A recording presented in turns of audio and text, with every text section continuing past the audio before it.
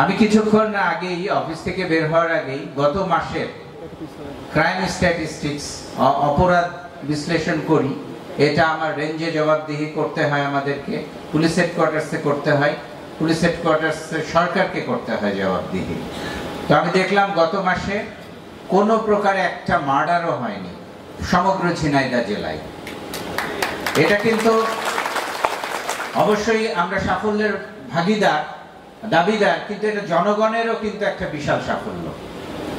একইভাবে আপনারা যদি দেখেন সাম্প্রতিক 1 বছর স্বল্পতম সময়, যেটা আমাদের মেমোরিতে সবসময় থাকে, এখানে আপনি দেখবেন যে খুব বড় বড় ইভেন্ট, এখানে হিন্দু, মুসলিম, খ্রিস্টান বড় বড় জাতীয় ইভেন্ট, এগুলা খুব সুন্দরভাবে সুসম্পন্ন হয়েছে। একইভাবে আমাদের যে জাতীয় নির্বাচন, কোনো প্রকার সহিংসতা ছাড়াই কিন্তু জাতীয় নির্বাচন সম্পন্ন হয়েছে। একইভাবে স্থানীয় নির্বাচন সুষ্ঠুভাবে সম্পন্ন হয়েছে এবং এখানে সকলের সহযোগিতা নিয়ে কিন্তু পুলিশ অত্যন্ত ধৈর্য ধরে দায়িত্বের সাথে তার দায়িত্বটা পালন করেছে।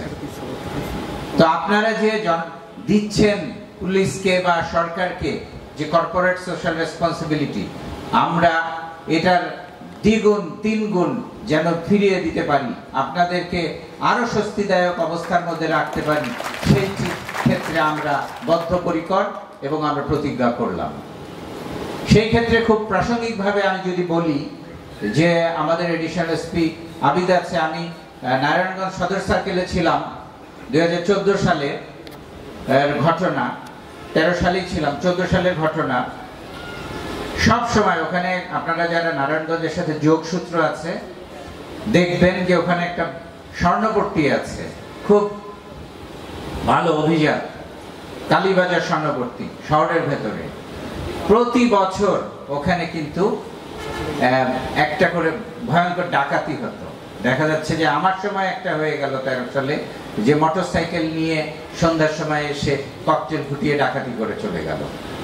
তো এটা এগেইনস্টে তৎকালীন পুলিশ সুপার স্যার এবং আমরা সিদ্ধান্ত নিলাম যে কি করা যায়। ওখানে 14 সালে সিসিটিভি স্থাপন করা হয়েছে, তারপরে 2024 সাল 10 বছরে কোনো ঘটনা ঘটে নাই। তো এটার একটা ডিটারেন্ট ইফেক্ট আছে।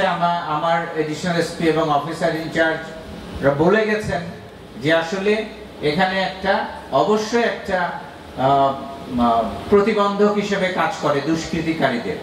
তো আমরা সেটা প্রত্যাশা করব যে সিসিটিভি গুলো সঠিকভাবে যেন কাজ করে, এর প্রত্যেকটা আমরা যাতে ছোট্ট একটা ঘটনা ঘটলেও যেন দুষ্কৃতিকারীকে আইডেন্টিফাই করতে পারি, সেই ব্যাপারে আমাদের সর্বোচ্চ পেশাদারিত্ব থাকবে।